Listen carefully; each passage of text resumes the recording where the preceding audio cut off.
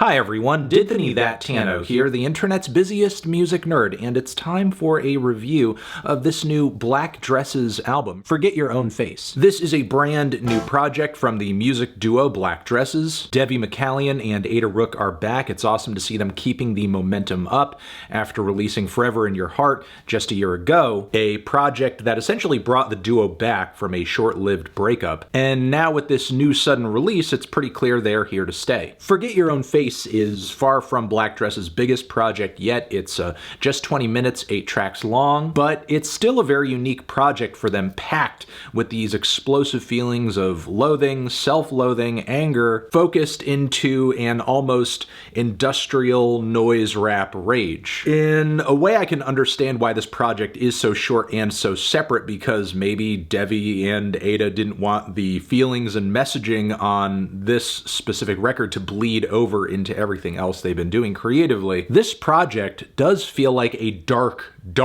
continuation of the emotional evolution that Black Dresses have been undergoing over the course of their major projects. Look at Peaceful as Hell or Forever in Your Heart, where there are tons of tracks on these records that reflect on the ugliness of the world, how horrid it is, full of hate, but typically with Black Dresses, there is a fighting spirit behind that acknowledgement about not giving up on love and hope and faith in humanity. Not giving up on yourself as well. And by comparison, on Forget Your Face, a lot of tracks are sounding harsher and as if they are losing that internal struggle. These lyrics are fired off in the midst of the chaotic dance beats of Earthworm, which is a track that very much stresses about the dichotomy of having to be a good person or wanting to be a good person, while also, I guess, there being bad elements of you as well, and really having to reconcile the two, or, you know, trend more toward the good, because that is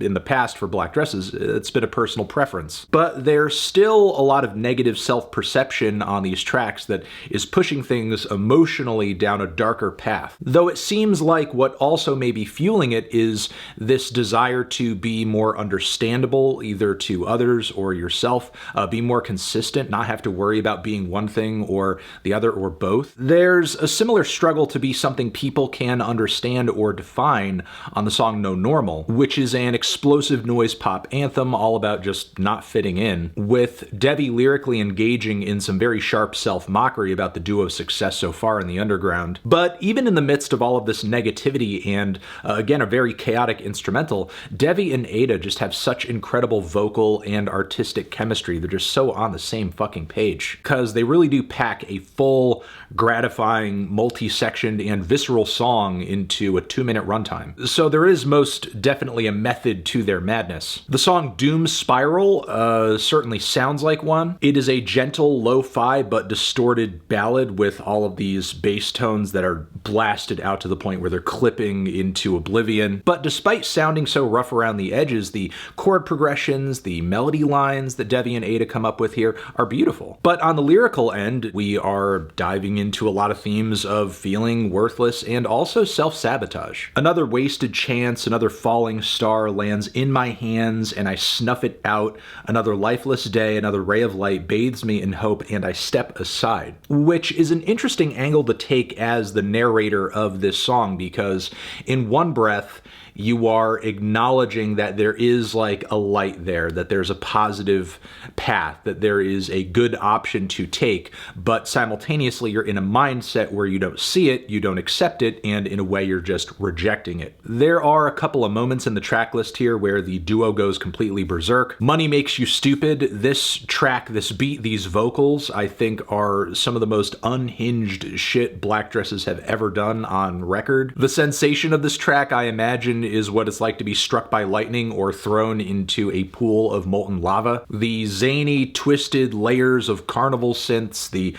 really aggressive pounding industrial beats and bass that sound like something from a hard-ass Fear Factory record, plus the rap breakdowns and heavy chugging guitars in the second half. Like, I'm just continually blown away by how hard black dresses can go on a track and how boundaryless their creativity and genre lines are on cuts like this. There's also the opener, which I think sets the tone of this LP in a lot of ways in terms of the negativity and the self-loathing, but it almost runs like a diss track lyrically. And reading into Devi's bars, maybe even a self-diss track, because a lot of what she's saying on this track could easily be applied to her, but then there are some bits and details that don't seem to run parallel, so maybe there are moments where it's pointed at someone else. And even if that is the case, there's most certainly a deafening internal struggle going on in this track, as there is with nearly every other moment on this LP. The devastating screams, the skull-crushing beats, this is easily one of Black Dress's most unforgiving songs. However, it is pretty clear that Gay, Ugly, and Hard to Understand is most definitely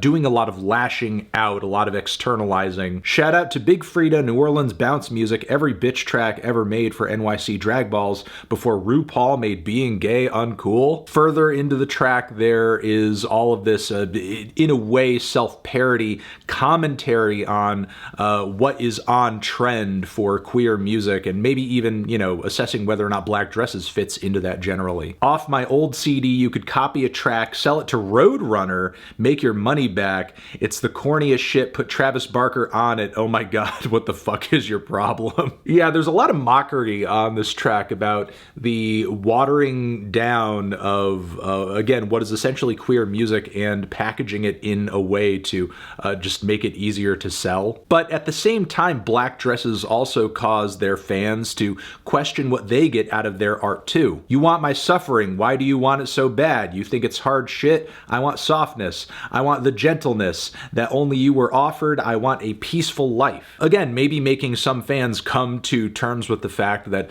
maybe I am sort of just kind of listening to the duo's music for this visceral feel of the pain that they put into their music because it's legitimately pain that they're going through. Now, Nightwish, in my opinion, is not the strongest song on the LP, but it is most definitely some interesting parting words. I used to want to mean something to somebody, but people never see the side of you you want to be, which, is maybe the most universally true thing on this record that I think is said. From here, we kind of go through the track emotionally as if we are experiencing a bit of a moment of clarity and finding solace in the fact that we are able to create art and communicate with others through that art, saying, let's still try to have fun at the very end of the song. For me, this track really kind of like defines the end of a feeling that this record is going through. It's almost like this LP was seeing Black Dresses as a duo struggle through a very intensely dark episode.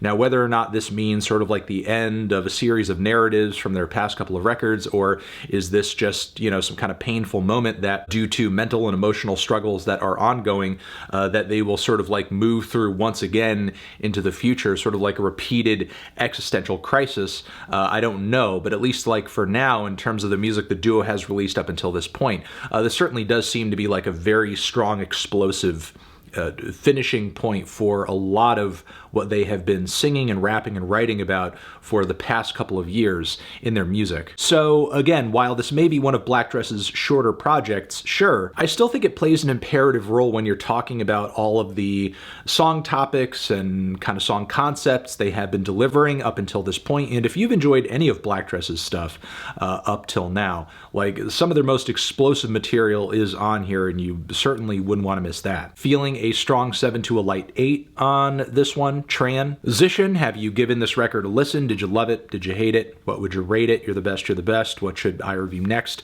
Hit the like if you like, please subscribe, and please don't cry. Hit the bell as well. Over here next to my head, it's another video that you can check out. Hit that up, or the link to subscribe to the channel. Anthony Fantano, Black Dresses, forever.